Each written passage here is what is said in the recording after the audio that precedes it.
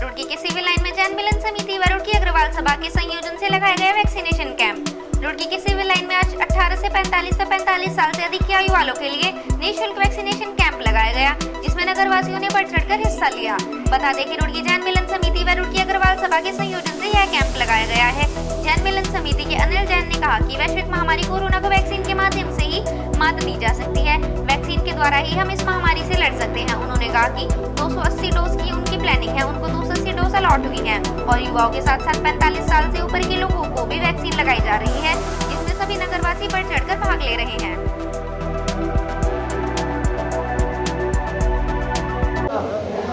युवा बहुत उत्साहित है इस वैक्सीनेशन को लेके, खास तौर से जो सेकेंड वेव आई है और उसमें जो कैजुअलिटीज़ हुई हैं, तो सबको ये बात समझ में आने लगी कि वैक्सीनेशन ही एक विकल्प है।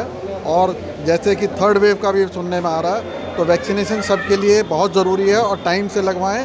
फर्स्ट और सेकंड वैक्सीन जिसकी भी ड्यू है वो ज़रूर लगवाएं, तभी हम लोग सेफ़ हैं और हमारी कंट्री भी सेफ़ है। इससे पहले भी कैंप हमारे लिए हमने पहले भी लगाया कैंप, लेकिन उसमें इतना अच्छा रिस्पॉन्स नहीं है जो अब आ रहा है लोगों को। कहना चाहूँगा, जैसे अभी भी लोगों पे उत्साह है, लेकिन जहाँ तक मैं देखता हूँ युवा वर्ग में ज़्यादा उत्साह है और 45 वर्ष से ऊपर वाले थोड़े से कम हमारे साथ पास आ पा रहे हैं। तो मैं उनको भी यह संदेश देना चाहूँगा कि उतना ही ज़रूरी उनके लिए भी है जो 45 वर्ष से ऊपर के लोग हैं, वो भी ज़्यादा से ज़्यादा आकर इस वैक्सीनेशन का लाभ उठाएं। तो दोनों प्रकार की वैक्सीनेशन लग रही है, 18 से 45 और 45 से ऊपर वालों के लिए भी। तो सभी युवा वर्ग तो आ ही रहे हैं यहाँ काफ़ी। ये जैन मिलन रुड़की और रुड़की अग्रवाल सभा के सौजन्य से कार्यक्रम किया जा रहा है। वैक्सीनेशन का कार्यक्रम है। 18 प्लस के जितने भी हैं, वो 45 प्लस वाले भी हैं, उनका सबका वैक्सीनेशन यहाँ कर रहे हैं। लगभग 280 डोज की प्लानिंग है हमारे पास, 280 डोज हमें अलॉट हुई है। युवा बढ़ चढ़ के हिस्सेदारी ले रहा है। जितने भी है तक हमने 4-5 कैंप लगाए हैं, युवा सबसे ज़्यादा आए हैं और टाइम से पहले आगे लाइन में बैठ जाते हैं। उत्साह है। क्या मानते हैं तो वैक्सीन को मिटाने के लिए सेकेंड वेव के बाद तो एकमात्र यही विकल्प है।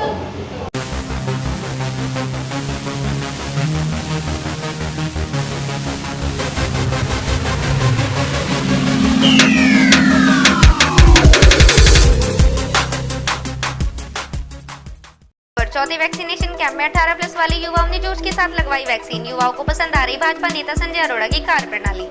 रुड़की के रामनगर स्थित मूल राजकन्या पाठशाला में 18 साल से अधिक की आयु वालों युवाओं के लिए लगातार चौथा निःशुल्क वैक्सीनेशन कैंप लगाया गया, जिसमें युवाओं ने बढ़ चढ़कर भाग लिया और उत्साह के साथ वैक्सीन लगवाई। भाजपा के पूर्व जिला उपाध्यक्ष संजय अरोड़ा के निर्देशन में लगातार रूप से रुड़की में जगह जगह निःशुल्क वैक्सीनेशन कैंप लगाए जा रहे हैं, जिसमें अभी तक 45 साल से ऊपर के लोगों के लिए 6 वैक्सीनेशन कैंप लगाए गए हैं और 18 साल से अधिक की आयु वालों के लिए भी आज यह लगातार चौथा कैंप है, जिसमें युवा बढ़ चढ़कर भाग ले रहे हैं। वहीं भाजपा के पूर्व जिला उपाध्यक्ष संजय अरोड़ा ने कहा कि कोरोना को जड़ से खत्म करने का मात्र एक वैक्सीन ही उपयुक्त विकल्प है। उन्होंने कहा कि स्वास्थ्य विभाग के द्वारा कोरोना की तीसरी लहर की आशंका भी जताई गई है और डेल्टा प्लस के भी लगभग 40 केस आ चुके हैं। तो इस महामारी को खत्म करने के लिए हम सभी को सावधानी बरतनी होगी, जिसमें सर्वप्रथम हम सभी को वैक्सीन लगवानी है। उसके बाद कोविड की गाइडलाइन का पूर्ण रूप से पालन करना है। समय समय पर नियमित रूप से हाथ धोते रहें, सामाजिक दूरी का पालन करें और मास्क लगाकर सावधानी के साथ ही हम इस महामारी पर विजय पा सकते हैं। पाठशाला में आज हमारा 18 से 44 वाला कैंप लग रहा है। ये हमारा यहाँ चौथा कैंप है। इससे पहले रुड़की के अलग अलग क्षेत्रों में हमने 6 कैंप 45 प्लस वाले लगाए थे। आज हमारा ये टोटल मिला के 10वां कैंप है। ये उत्तराखंड सरकार, जिला प्रशासन, स्वास्थ्य विभाग और हमारी कुछ सामाजिक संस्थाएं हैं, जैसे हमारी पंजाबी कल्याण महासभा है, टीम जीवन है, रुड़की विकास मंच है, समर्पण जन कल्याण समिति है। हम सबके साझा कार्यक्रम ये जो चल रहा है, उसमें हमने लगभग अभी तक 1300 वैक्सीन हमने अभी तक लगा ली हैं।